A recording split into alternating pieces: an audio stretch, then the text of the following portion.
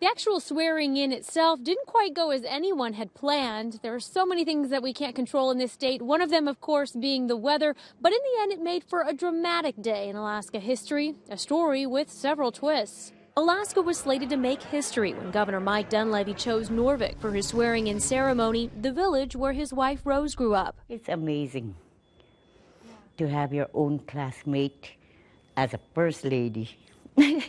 Beautiful. The tiny town had been preparing for days, but then something happened no one could prepare for. A storm forced Dunleavy's flight to divert to Kotzebue. By constitution, he had to be sworn into office by noon, which meant he wouldn't make it to Noorvik in time.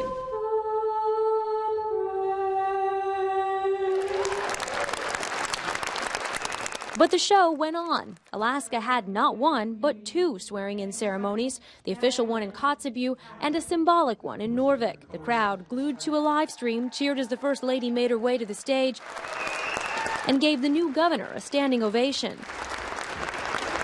Just as it looked like the ceremony had come to a close, a plane appeared on the runway.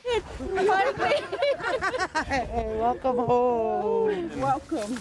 Well, thanks for having me. Welcome. Sorry we're late. We had a little detour at a place called Kotzebue. The inaugural celebration was just getting started. Dunleavy came bearing big promises. And I just want to let you know, as your governor moving forward, that you will never be forgotten. Whether it has to do with the educational system, you won't be forgotten.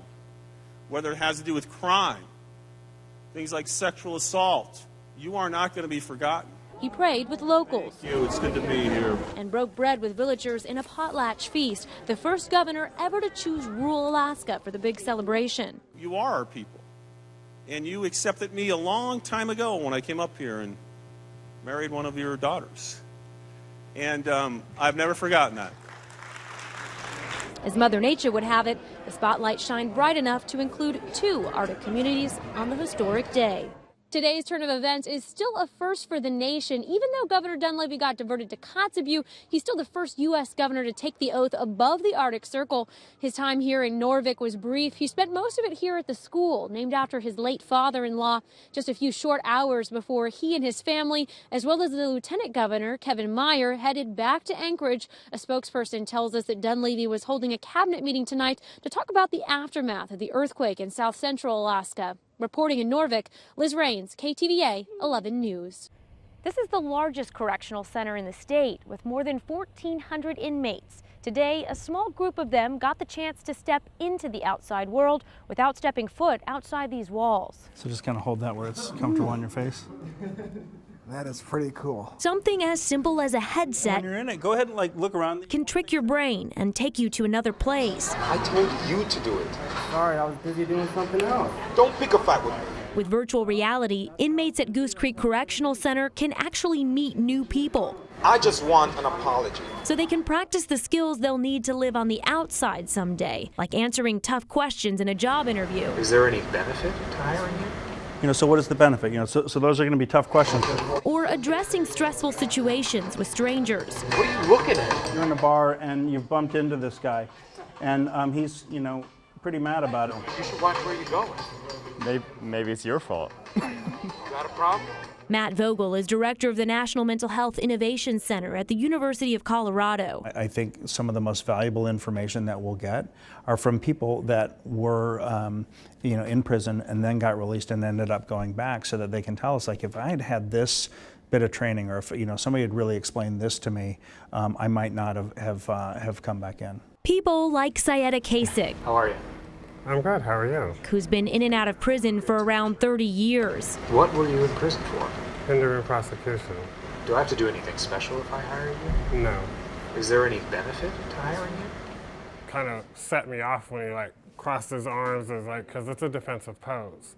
So it made me rescind a little bit and made me a little uncomfortable. It was but it's very real. Virtual reality offers a safe place to face your fears. How are you with heights?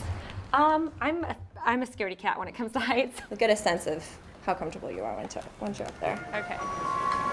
Because when you're in it, Oh my. it is real. That's a long way to fall. Yeah, actually stepping out is quite terrifying. Oh man. Wow. That was really cool. I like felt my legs shaking and my hands shaking as I stepped out onto the plank. It felt very real. You can fall without actually getting hurt. And people in prison can put themselves to the test without actually failing. And in a state like Alaska, where the recidivism rate, is, over 60%, that's obviously a huge issue. So I think anything that we can, that we can throw at that problem that might, be a solution is something we need to look at. Right now, the project is still in the planning stages. By the end of July, the Department of Corrections hopes to identify what programs would work best here and how much it would cost. DOC says it's working to find ways to implement the new technology without spending new state money. In Point McKenzie, Liz Rains, KTVA 11 News. Holidays are some of the busiest days for Cava's Pancake House. Did you want pancakes with that also? Owner Robert Topeono says a selling point is his portion size. Well, I'm a big guy, so I make the plate for me. So if it's not enough for me, it's not enough for my customers. But so far, he says no one has tried to sell him on a political campaign. Just put a bunch of signs out there and that's about it. Even so, Robert says he did vote in the primary election, and he's been encouraging members of his Polynesian community to do so too. It's a key component in the melting pot of House District 15. The neighborhood just up the road is where many of Robert's Hmong neighbors live.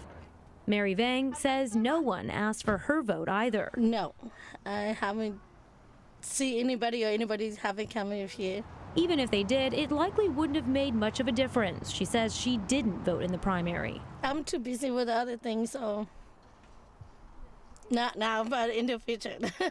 Just next door. We didn't think they were going to come up, but it's taller than I am. That's not fair. Everything's taller than I am. Rebecca May Stoss, originally from Bethel, says she never misses a vote, though no one has approached her about it this year. The whole family votes.